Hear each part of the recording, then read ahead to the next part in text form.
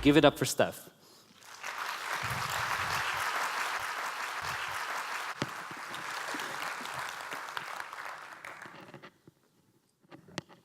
Hello, can you hear me? Yes. Good morning. Yeah, that was amazing, Jared. Thank you very much. I felt like I've absorbed so much information, it doesn't feel like morning anymore. So, a couple of days ago, Vitaly and I were just catching up because we saw each other earlier this year. And he said something that sort of stuck in my mind.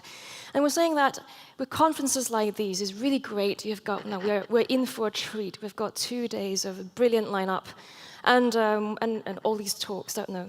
But as time fades, it becomes difficult to remember everything. And which I thought was a brilliant idea that we've got this collaborative note-taking thing. I think that's really good. Now, there is one exception, however, in my sort of 10 years of speaking, attending conferences. And it is one talk many years ago, about 5 years ago, in a very specific place in France called Avignon. Anyone here been to Avignon? You can see just from that shot. This is no, I stole it off Wikipedia, as everybody does. It is where the popes lived during the 14th century. There were 7 popes there. And we had this conference there called Sudweb, and we were actually in the tiny alcove. I want to say maybe like 3 or 4 doors down that way. It was a really amazing venue. And there's one talk which I know everybody remembers, because since then, every time I run into somebody from the community in France, they go, oh yeah, that talk. And that talk was Aubergine n'est pas une couleur, which is I was going to say purple, because it's not quite purple, and that was basically the gist of the talk.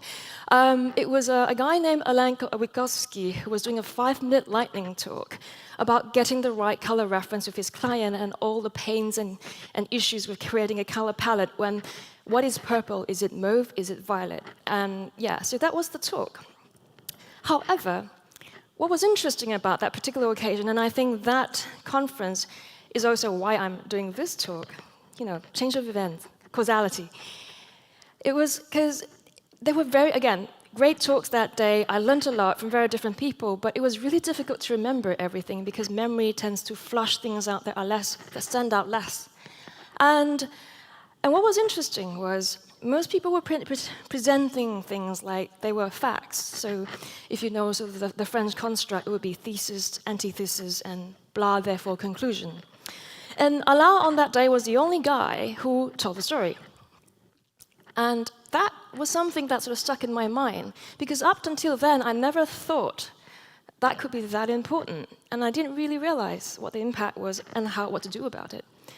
And so maybe just a little bit something about me, because I'm hoping to meet some of you later, so you can know a little bit about me.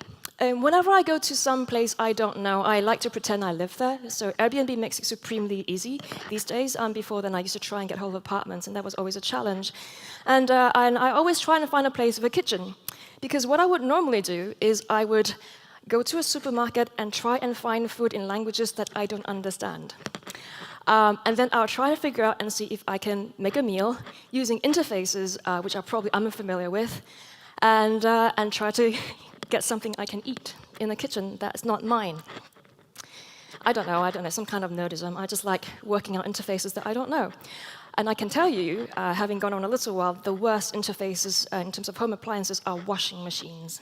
You can't figure them out easily, in any case. So I did the thing, cooked the dinner, washed the dishes, and at this point I was standing in front of the sink. I had my shoes off, it was the end of the day, I was chilling. And all of a sudden I was doing the dishes, and there was this really weird cold sensation in my toes. And so the water was coming down, but it didn't look like it was coming from anywhere, which was really weird. And so I did the thing that you would do, being, trying to figure things out, and this was what's under the sink.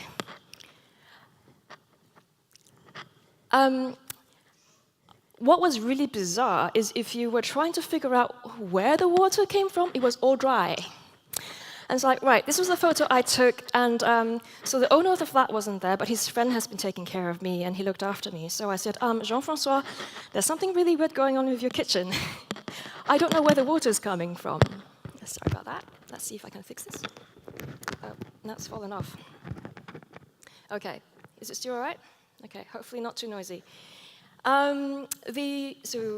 Also, something interesting about the design and the layout of the kitchen, the fridge was next to the sink. And I was really worried that I would be electrocuted that night, so I unplugged the fridge. Didn't particularly want to die that day in France. Anyway, so the story goes, when I said, Jean-François, when can you come? And he says, well, I have to work tomorrow, maybe 1 o'clock, during my lunch o'clock. So I'm like, yeah, I got to be at the conference, but okay, I'll come. At least that meant I can cook dinner the next night without drowning myself. And so went back to the conference, saw the talk. So this is what it looks like on the inside. It was pretty cool. Saw the talk, and then some people were asking me, hey, so why do you have to leave? Can't you stay with us for lunch? And it's like, oh, no. Well, some of them I told them a full story. And some of them I just said, yeah, I got to leave. There was a leak in the apartment. Bye. See you later. I don't know when I'll get back. This wasn't an unintentional experiment. I don't know, maybe once a researcher, always a researcher. But what was interesting to me came later. So, some of them I just said, gotta go. And others I told you a little bit more involved about what happened at the kitchen sink and showed them the photo on my phone. That photo. Jean-François came around 1 o'clock. We looked at it. We shone our iPhones down the middle and go, okay, what's this thing? Then he found this kind of like a masking tape. It was like a round cap. It's fallen off somewhere. I'm like, where? You can see that it was like taped together at the top. And it turns out you can't see this in this photo, but there's a hole at the back of that whole contraption. And we go, what do we do? You can't call a plumber for that. It's a bit weird. And then what we did was, I'll show you this thing. The flat has they cleaned up the flat for the picture. But when I got there, it looked like this. And so what we did was we stuck a champagne cork in the back. Now you know how to fix a leaky sink without calling the plumber. Okay, I'm having slightly problem with this mic. If someone can help me, that would be really good, but I'll hold it up for now. Right. So, if there is somebody who can help me with a mic, that would be really great. I'm going to say one thing. These things are not made to be very stable. Yeah. It became unclipped.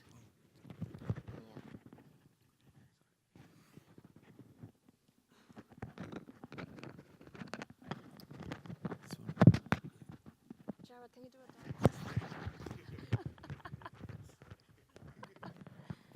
You think it's broken? I think so. Oh, I broke it. Oh, well. You can probably... Oh, you know what? I have 3 earrings. You can hook it to one of them. Ah. Okay. I don't think I'm supposed to do this while they're playing it. Oh, all right. That's okay. I nearly got electrocuted anyway. Almost. Okay. That's okay. There we go. Yay!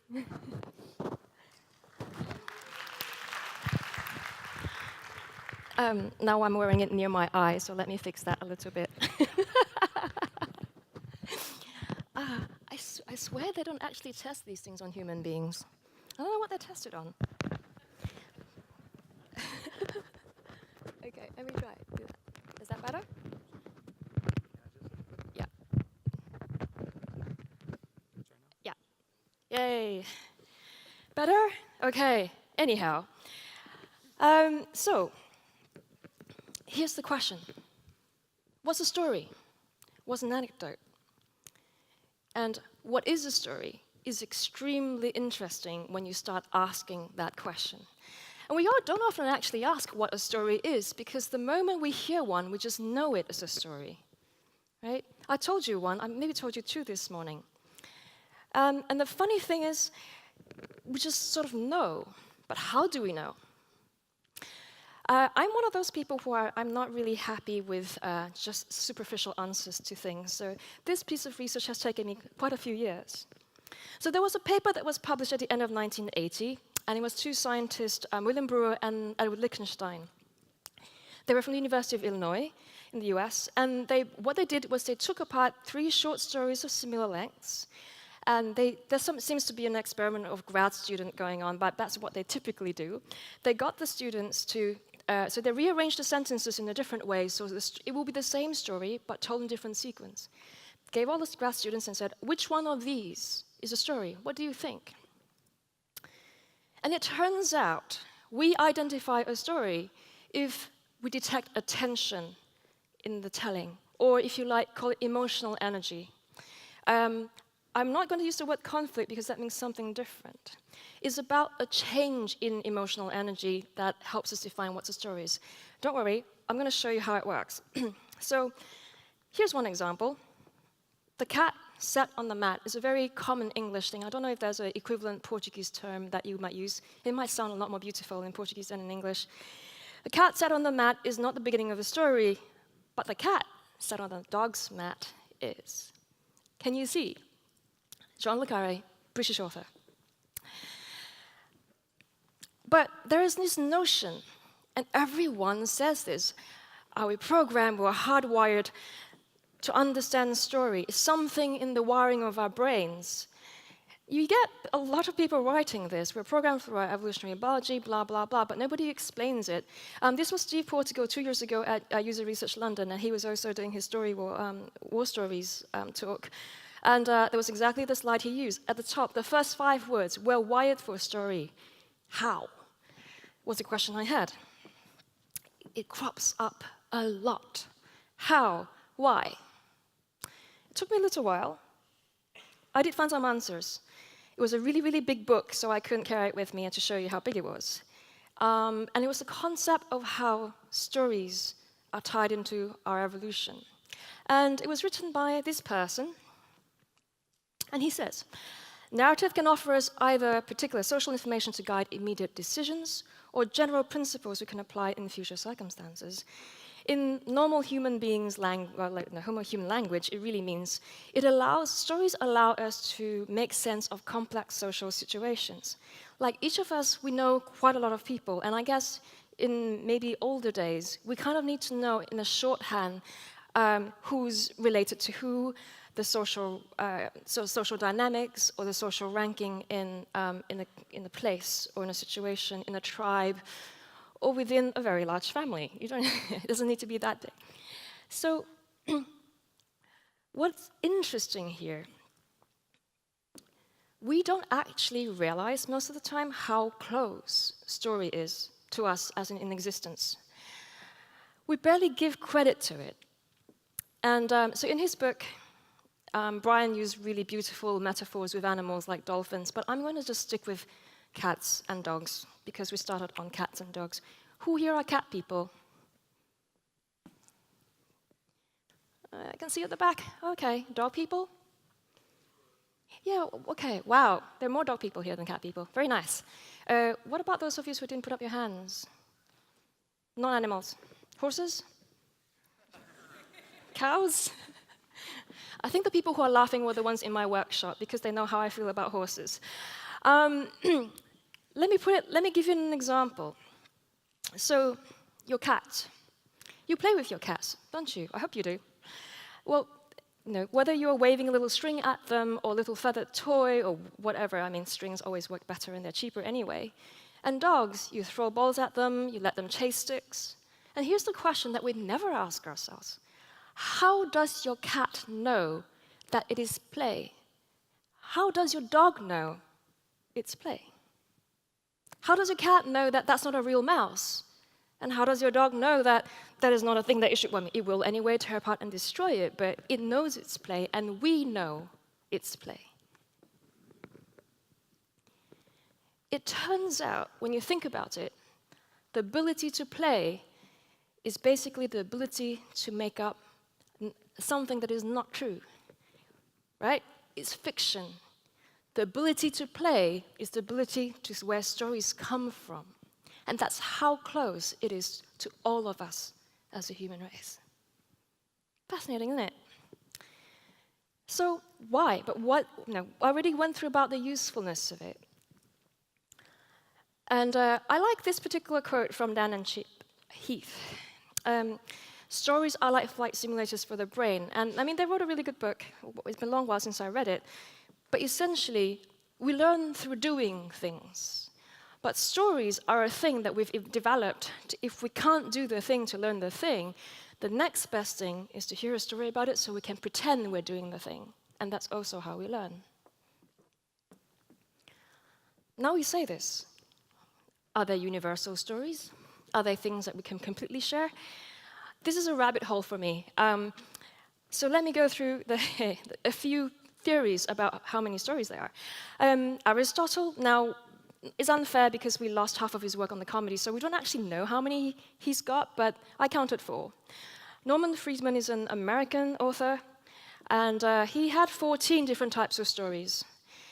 Robert McKee is very, very well known in sort of film and cinema world, and he has got this huge Bible called Story, and he has 25 types of stories. Even more recently, this is a fun one. A couple of scientists put through 1,000 open source text, from Project Gutenberg, through essentially what's an AI, and they identify 6 basic shapes. We have no agreement. Oops. Oh, I just lost that screen, but that's fine. We have no agreement on how many stories there is.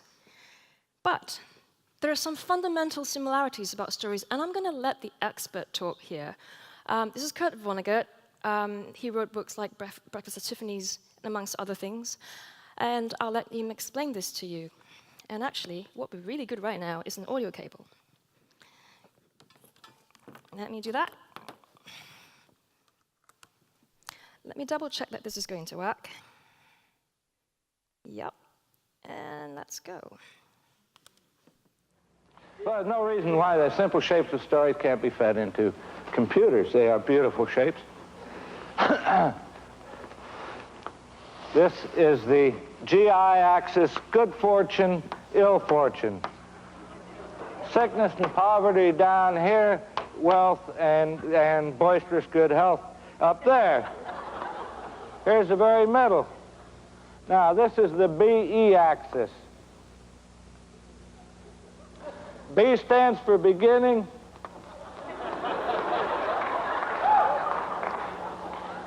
E stands for electricity. Now, this is an exercise in relativity, really. Is the shape of the curves is what matters and not their origins. So we'll start a little above average. Is why get a depressing person? We'll start... The whole thing, we call this story Man in Hole, but it needn't be about a man, and it needn't be about somebody getting into a hole. But it's just a good way to remember it. Somebody gets into trouble, gets out of it again. People love that story. They never get sick of it. All right, not copyrighted. Another story, also a beautiful curve and easily fed into a computer, called Boy Gets Girl, but it needn't be that. Just a way to remember it. Start on an average day, average person, not expecting anything to happen a day like any other. Find something wonderful, just loves it. Oh, God damn it.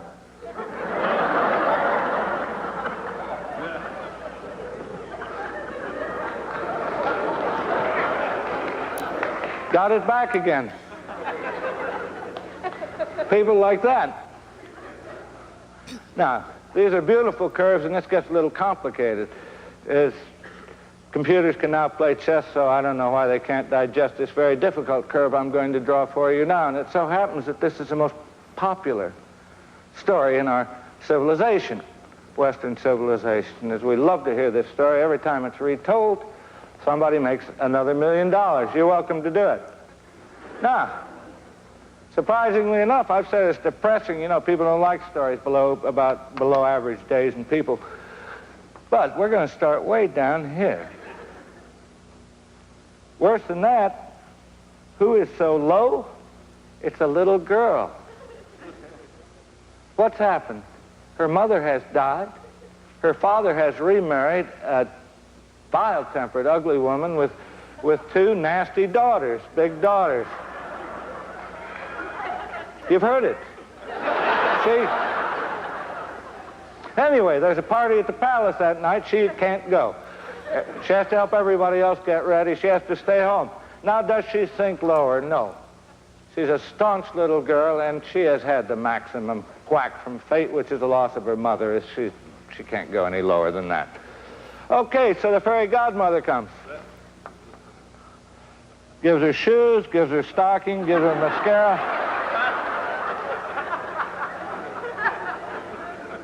Gives her means of transportation. Goes to the party. Dances with the prince, has a swell time. Boring, boring, boring, boring, boring, boring, boring. Now, there's a slight inclination to that line as I've drawn it because it takes perhaps 20 seconds, 30 seconds for a grandfather clock to strike 12. Does she wind up at the same level? Of course not. She will remember that dance for the rest of her life. Now, she poops along on this level till the prince comes, the shoe fits. She achieves off-scale happiness.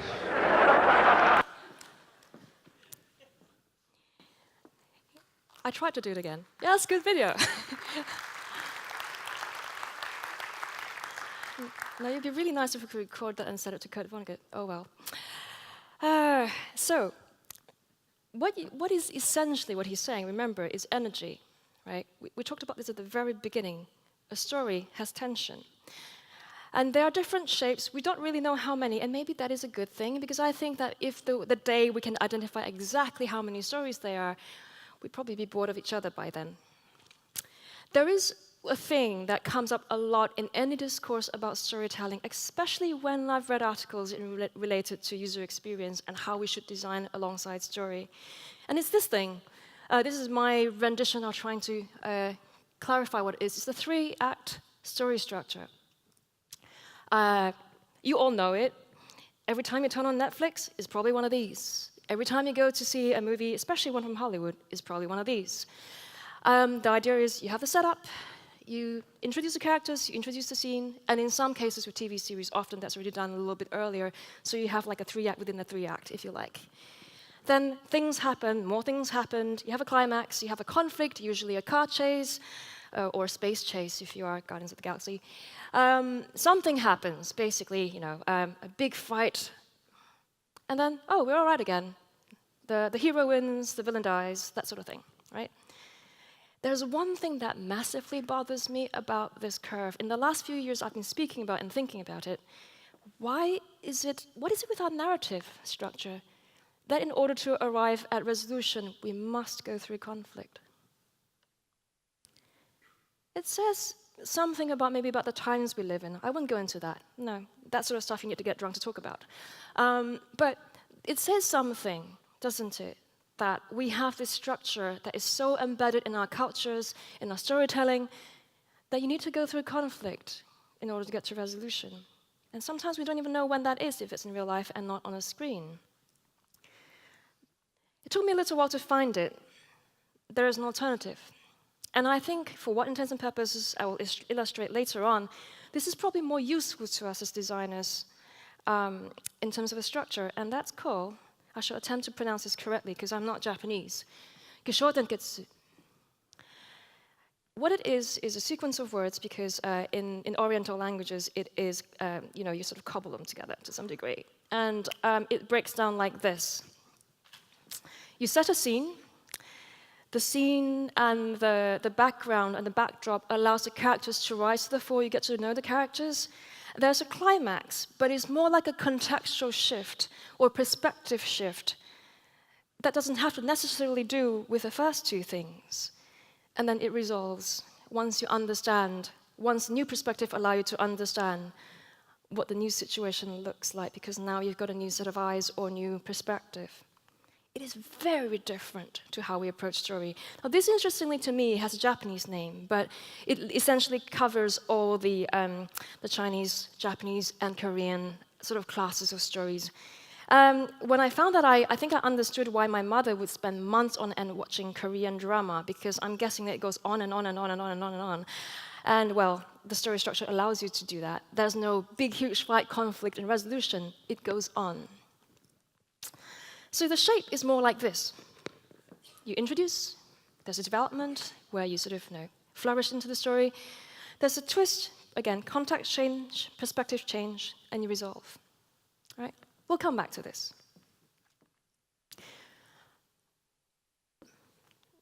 How do we use this stuff? Fascinating stuff, isn't it? I mostly nerd out about this completely without any intention of using it in the work I do. I was mostly just trying to write short stories and write them well. I took myself to documentary making classes, took myself to crime fiction writing, where you spend an entire weekend learning how to different ways you can murder people. Yeah, it was good fun. I was excitedly telling my husband about that when I was coming back from the course, and he goes, "You should not say that in public." How do we do this in UX? So my simple brain thinks that there are two classes of things we essentially do, and now I'll caveat that what Jared says about teams. Essentially, we're trying to learn about the problem space, or we are trying to develop something as a solution, most of the time. This is this helps my simple brain to understand why I do things the way I do. And sometimes you do the design in service of the research as you are trying to learn things, and sometimes you use the research in service of the design as you're trying to solve a problem. When we design, essentially, the ideal outcome is we're looking to help people make the right decisions that they need to make. Think about it. Is that the right button to press? Is that the right selector on the washing machine I need to do for a colored load and not bleach everything? And you can sort of take that to a higher level. Do I have enough information to know if that's a flight I need to be taking? Obviously, I added this for Jared's benefit to take the context into account when we design this morning. When we conduct research, it's a little bit of the reverse, but not quite. Essentially, what we're trying to do is to understand the motivations and the context and everything around that person's life to how they arrive at those decisions. And this is something I learned from I always thought that crime fiction is all action and all nothing, but actually, when a crime fiction writer tells you it's about the people, it comes from human decisions, and it just shows that how much of this matters to us.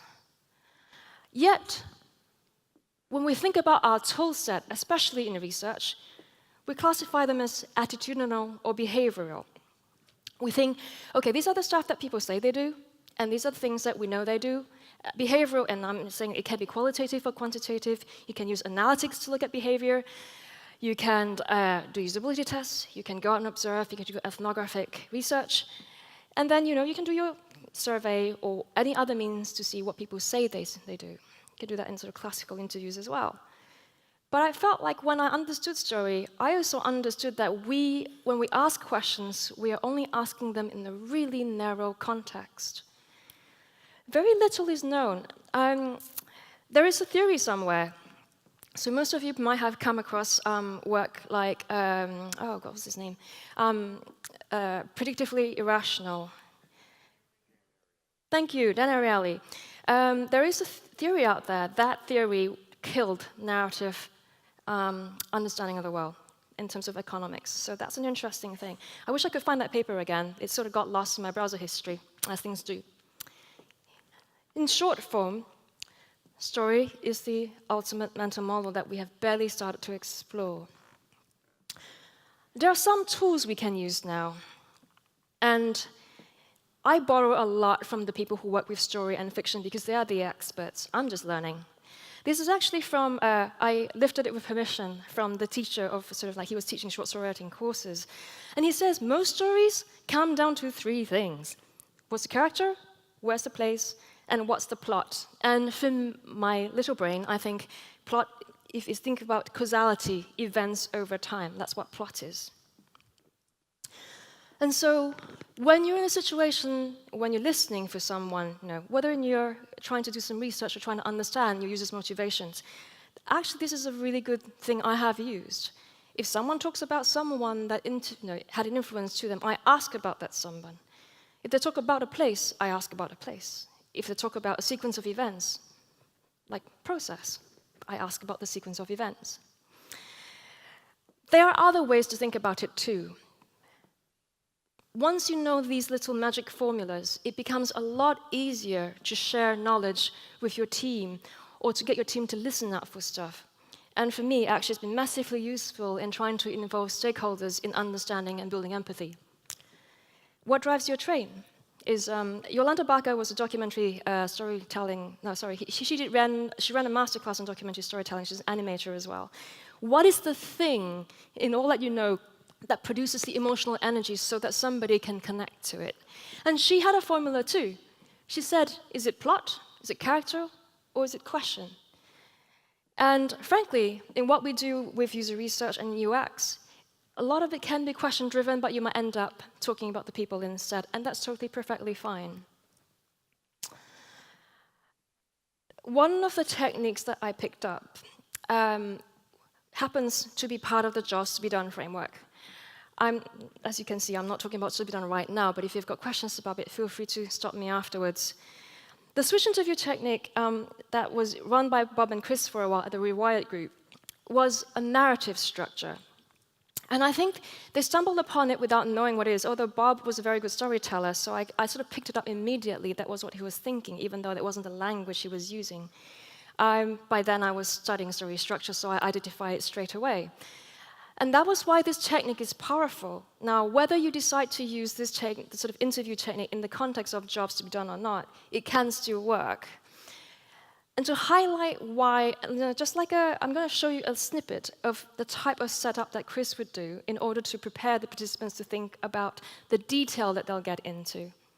So the best way to think about it is we're filming a documentary, and there will be times where we ask like real general questions, where did you buy it, that sort of thing, and then there will be times where I'm going to say like, I want to set the scene. Who were you with? What time of day was it? If you're like online looking up phones, were you in your living room? Were you at your office? There's like all the details I want, right? So you can think of us like holding the camera, saying, how do we film this whole thing? He does speak very fast. So the idea of Jobs to be Done is to build as much knowledge you can about the decision-making process on the purchase point. And the reason, well, it doesn't have to be, you don't have to use it the way it is done in this if you're using it for a different case. If you're using a purely narrative structure, you can talk about when did you the first time you found the brand? At the Telegraph, when we did a round, I used a very similar method. We did use Jobs to be Done for that particular project. And I said, when is your earliest memory of this newspaper? And you get lots of stories like, oh, my grandfather was in the armchair, and I remember this paper that big. It's no longer that big anymore.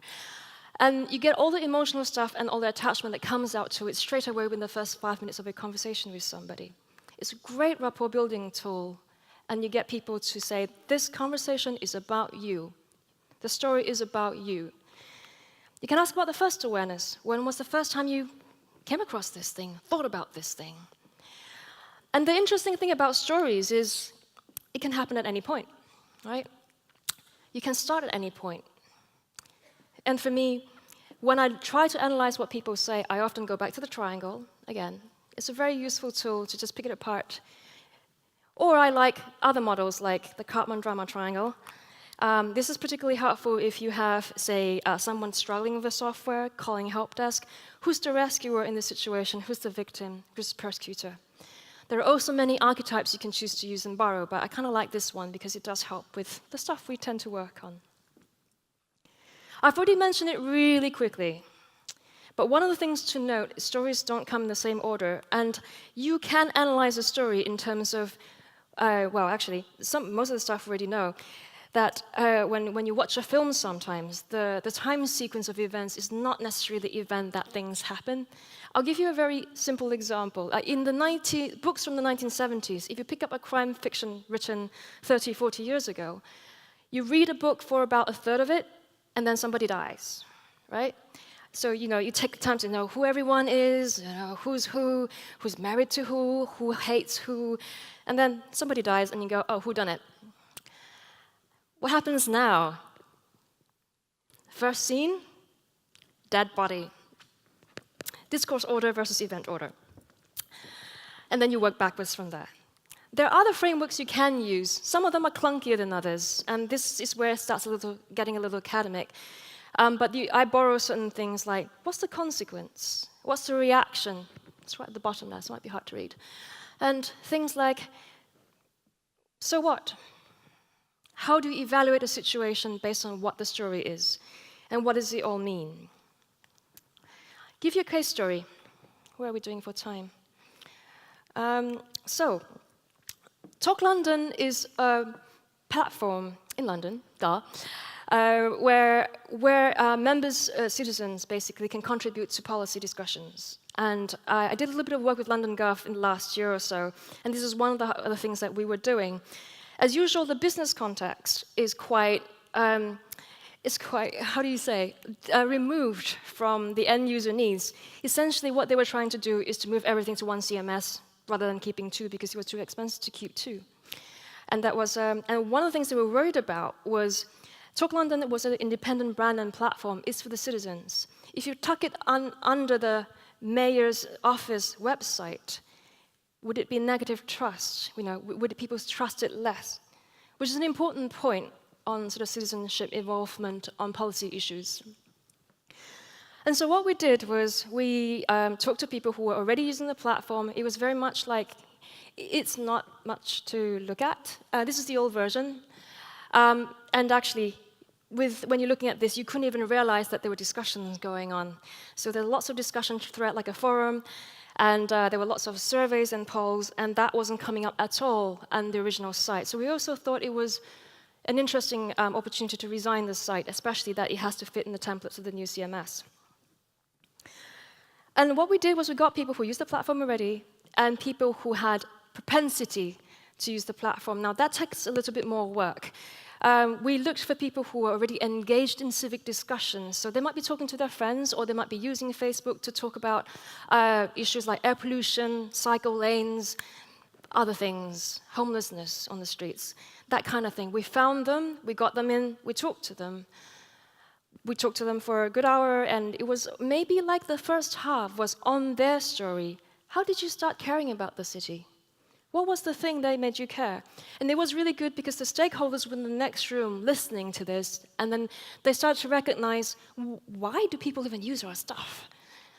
The motivation came out really clearly in the first 10, 20 minutes. You get stories like, oh, I argue on the cycle discussion boards because I've been hit by a car 4 times, and I broke my arm 1 time. Or I take the time out of my day to fill in the survey because my aunt died under the care of the health service. That sort of stuff comes up, and it's deeply emotional and hard. But it also got the team to realize the importance of the work they were doing, and I think it renewed the energy of the team. One of the weird things that we were trying out is, why do people keep giving up their time to do this thing? What were they looking for? What were they hoping for? And it turns out they thought there might be impact, but there's absolutely no evidence of impact that you can see on the website. And it is really strange. And so one of the things that we said, okay, this is something we must fix. Actually, the trust has nothing to do with whether we keep this site under a separate brand or a different brand, but whether we are actually showing that their contribution has a longer-term impact. And they understood policy takes time. And so I don't have a new version of the site right now, but even if you go to Talk London today, impact, so you've got all the discussion stuff that was shown up very, very clearly, and impact, all the things that we have done is listed at the bottom. And I don't know, in my own little way, I hoped, it was a very short project, it was only a course of a week, so I hope we did something good. That's storytelling and research. What about in design? This I really struggle with. Having done this for a while, I've collected a few examples. So some of these are older than others, but a lot of them are disappearing, which I find extremely concerning. That's the usual kind of thing that you would see in a newspaper, a timeline, right? Again, event over time, story element. This is a map about what might happen to the world if we were 4 degrees warmer. Now, on the surface, it doesn't look like much. It looks like a map, but you've got the elements of place. So you think of yourself, immediately you think, where do I live?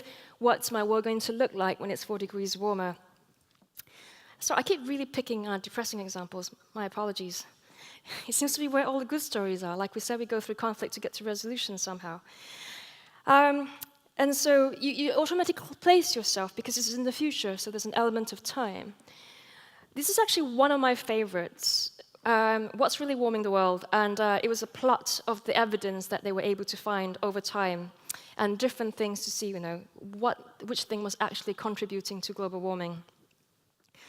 Next example, the use of persons and faces. I thought that was really interesting when I saw it because our eyes automatically draw to faces, right? You actually stop reading all the other parts and you just look at the faces. But what makes me sad is if you go to this exact same site, I don't have a date on here, but I think this was actually taken maybe 2015, there you are. It looks like this today. How do you feel? I don't know. There is something about what we're doing that we are minimizing everything. I've got more examples of that coming up, just one more. But before we get to that point, I want to say this is not the point. The point is we often talk about story and design as something that's flat on the screen, and I've just shown myself guilty of that. And this is from, as you might notice, I didn't take one of you out this morning because I was too slow. I like taking photos of people on stage when they say something good and putting them in my talks. This was from 2015, Steve Souders and Mark Zerman, and this was Beyond Talleyrand. I thought it was really interesting because what we were saying is we are designing long, long experiences. We can't think about things in terms of pages. Using the language of story, in your user's mind, the story begins way before they arrive at your app, your website, and continue long, long after they leave. Let me chart it out for you. It looks like this roughly. I still think I can do this better, but this is like my first sketch. The encounter begins somewhere in the past. Unless you shell a lot of money for ads or different ways, they're really difficult to determine when that point in time is. Then you have a brand story. On top of that, you have a service story where they may interact with you if you're a service, your content story, and your visual story. And the time actually spent using the stuff we built is so tiny in the context of everyone's real lives. I don't know, maybe I'm biased, but my perspective, I was watching people reading news and understanding how they consume and understand information about the world. And when you think about that, the Oriental structure of story is far more appropriate. It's more like this. They start, know us, they use it, context change, context change. I want to talk about brand story for a moment, because I think this is something that is underlooked and forgotten. Underlooked? Did I make up a new word? Anyway. Do you remember this? Airbnb was, it might not be the most useful thing in the world, but the emotion that this evokes is so deep that everybody starts to copy it. And that's when you know you have a winning formula for trying to evoke emotion in a brand. Airbnb today looks like this. Very ubiquitous, very utilitarian. And yeah, I don't know about you, but I felt like there's something missing in the magic. I like using Nike because they're easy. Hero. They're very, very hero-driven. That's what it looks like today. Let's do a hero. So the brand story is cohesive, and they've just found different ways of expressing it over time. There's one site I like to talk about, and it is a really, really humble thing. It's food. I don't know, I can talk about food all day. But this is a site that is based in the UK, and you basically order boxes from them, and they deliver it for you every week. And I don't know why, but they're featuring cheese. I took this last night to make sure it was the current website. But they do something like this.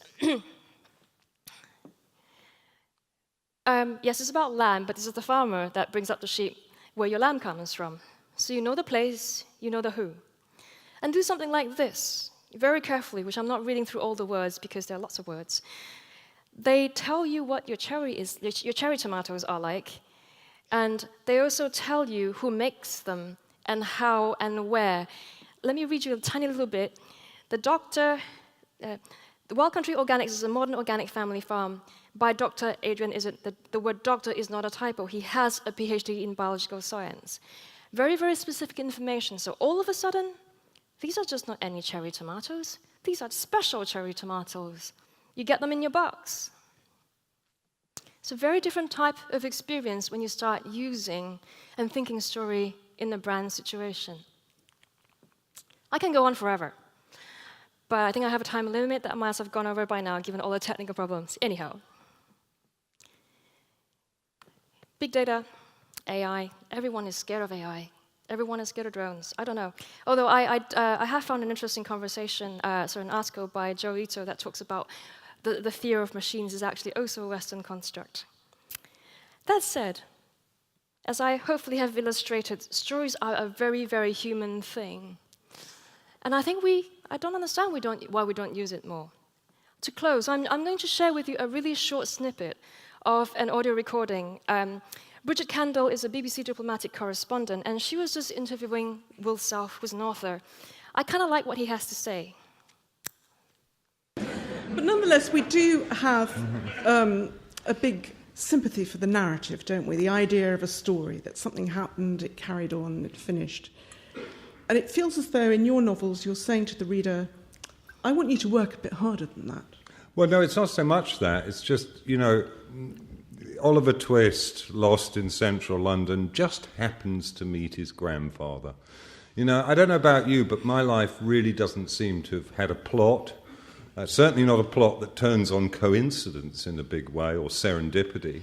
My life seems pretty formless and baggy. One event seems to follow another. I largely don't have control of things. I don't know if people who are listening to this feel they're deeply in control of their lives. If they do, they're probably psychotic. So I think the reason we reverence these aspects of fiction and narrative is because we wish our lives were like that. But it's certainly how we view them in retrospect. We impose narrative structures on them, but it's not really how they're lived. We use story to make sense of our own lives every day. Why are we not using it to understand each other better so we know how to build things for each other in a more meaningful and deep way? Thank you very much.